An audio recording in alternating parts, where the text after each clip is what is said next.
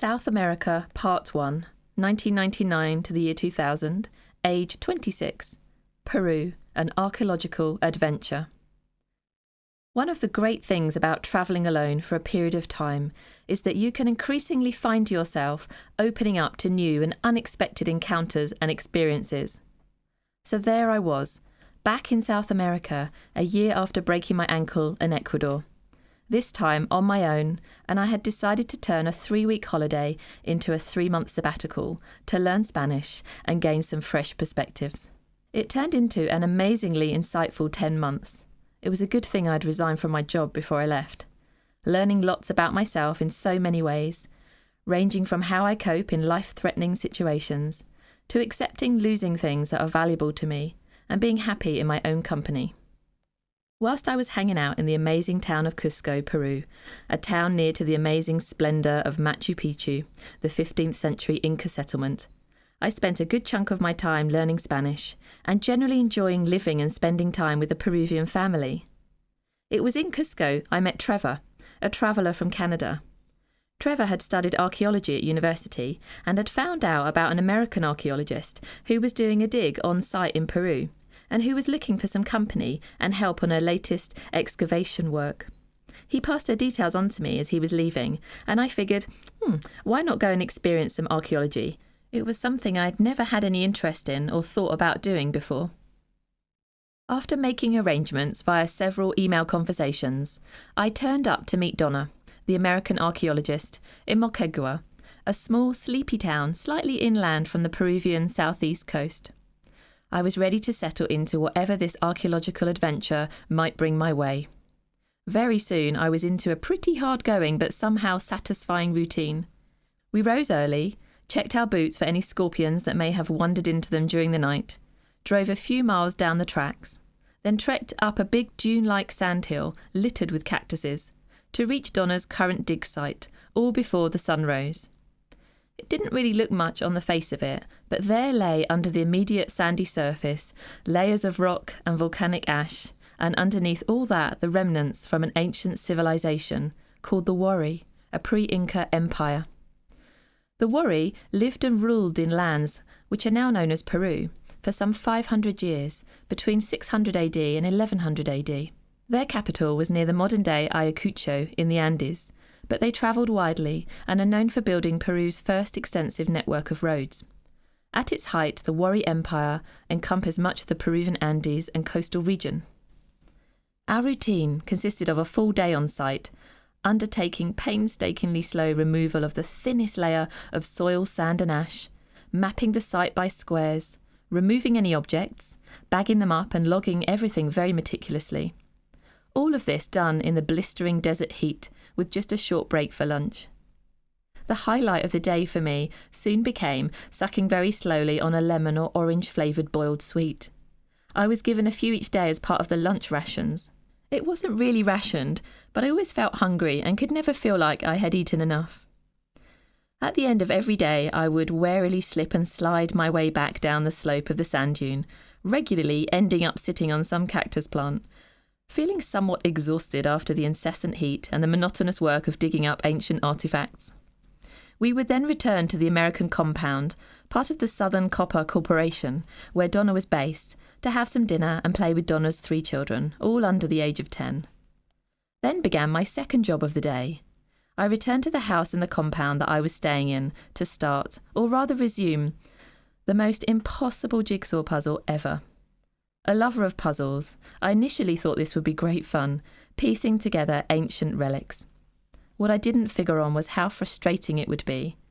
There was no colour coding, no picture on a box to refer to, and most of all, no knowing whether any of the pieces in front of me were actually meant to go together. It was a good lesson in patience and persistence, and I just had to keep at it and stay positive.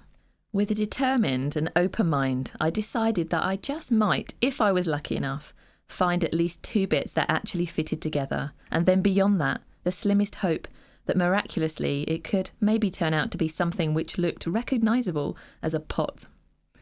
By the end of my stay, I felt very relieved and proud to have produced not just one, but a few probable Tiwanaku pots, albeit with gaps and the odd pieces missing, but enough glued together to give you the gist of what it had once been. I like to think these are now prominently on display in a museum somewhere in the world, so whilst the dig and the puzzle work was quite tedious, there was also a rewarding element of rediscovering something from the past and bringing it back to life again. After a week or so of this daily routine, which in the scheme of things really wasn't long, but felt much longer with the repetitiveness of it, Donna received an unexpected phone call asking for help from a fellow archaeologist working in another part of Peru. A corporate firm had started to clear the ground to start construction work in the coastal district of Ailo.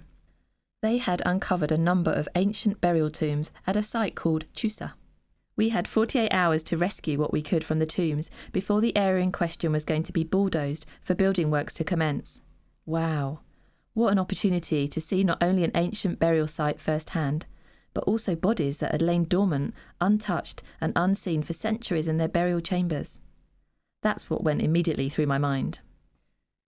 Due to the time pressure and the size of the area with potential relics, I was given my own team of locals to manage and a section of tombs to work on. We had to excavate as many tombs and their contents as possible so they could be saved for historical record. I had graduated overnight to become a fully fledged archaeologist. It was fascinating to discover how the dry, hot desert environment preserves so well the bones and remains of bodies. And what struck me most was the quality of the hair on their heads. It was mostly women of the Chiribaya culture we unearthed, who typically had intricately plaited, thick black hair. Some of the remains of cloth looked exactly like something you would see in the local tourist markets today. The patterns and bright colours very familiar. There were usually a large number of strange husk-type objects too, which I took to be rice or similar food buried with the people. I later found out that these were the remains of maggots that must have feasted on the corpses. Depending on the relative wealth of the person buried, you would find various objects buried alongside them. For example, a poorer person may have a bowl with a fish skeleton, compared to a wealthier lady, who we found alongside spindles and instruments used for making clothes and a greater number of bowls around her. What I hadn't anticipated was the queasy, tingling feeling in my stomach, or perhaps it was my soul, when I was the first person to disturb a corpse. My eyes, the first ones to look upon that person for 1,000 years, to see their burial site and their worldly possessions around them. I had to draw, list and catalogue everything in their tomb, and then very carefully remove them and deposit their remains into a cardboard box, which felt a bit unceremonious. What's more, because it was all a last-minute expedition, we were bunking down in one room together and had to sleep next to all of the boxes of bones and remains we had unearthed during the day. A rather chilling experience. I can't say I remember sleeping so well that night. The following morning, as we chatted to a few locals and helpers, I was told about local folklore that says if you remove or disturb a tomb, you have a curse placed upon you. I'm not sure if this was meant to worry or interest us, but we were soon packing up as time had run out and we were on our way back to the compounds. Donna was driving us in her ancient but sturdy old Toyota Jeep that had once belonged to the Carnegie Museum, through the desert along the sandy, hot and dusty roads. We rounded a long bend and something went unforeseeably wrong. A car travelling in front of us had missed their turning and decided to slam on their brakes. Donna managed to avoid them, but our wheels locked and we skidded. I remember instinctively leaning across Donna to grab the steering wheel, trying to steer us back the other way. It didn't help as we had already lost control. The Jeep turned a full 180 and we continued to slide sideways. I was aware of there being a drop-off along our flank and of us moving closer and closer to it. As my brain was processing this, I also felt a strange calmness.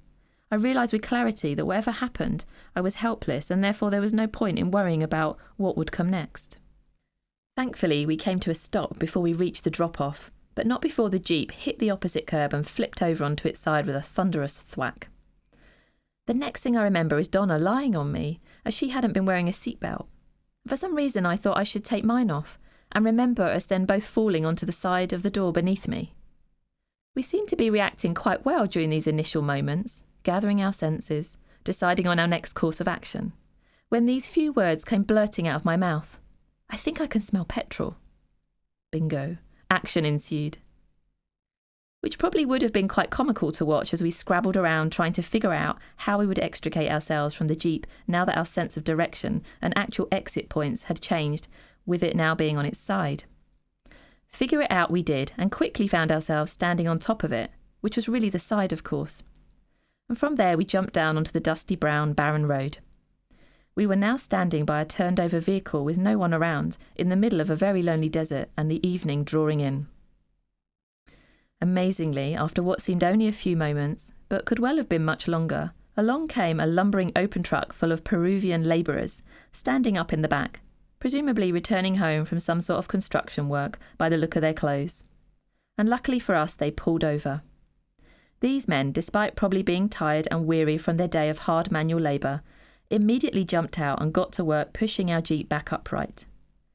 After saying our heartfelt thanks to them, without further ado, Donna and I got back in, not quite sure at this point whether to laugh or cry at what had just happened to us, and our luck in getting help so quickly. The vehicle started up, a trusty old jeep, and resilient, according to Donna it still runs to this day. And despite one broken rear window and some patches of oil inside, we continued our journey back home, and to a large glass of wine for me and some rum for Donna. That evening I recalled rather shakily the tale to my friends and family via email. Just to come back to the curse thing I mentioned earlier, I was worried about this, especially after the unexplained car accident, and was told that I needed to release the curse by taking a trek up the nearby sacred mountain of Cerro Baúl. This place was apparently a sanctuary for El Señor de Cerro Baúl, a spirit that's widely venerated throughout the region.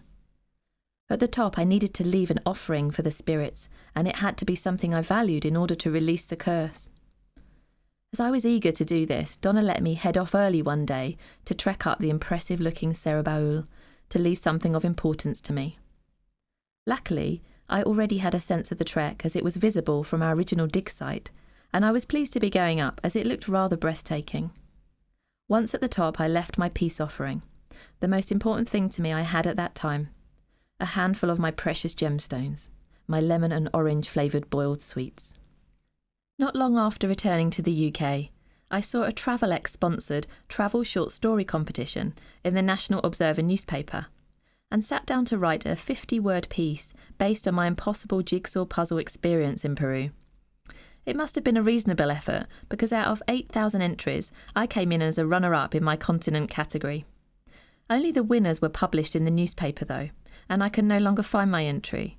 It's something I've always felt really proud of achieving, and I'm hoping one day I'll come across it again. Life lessons learned. Be open to offers of new experiences, and be prepared for the unexpected to happen.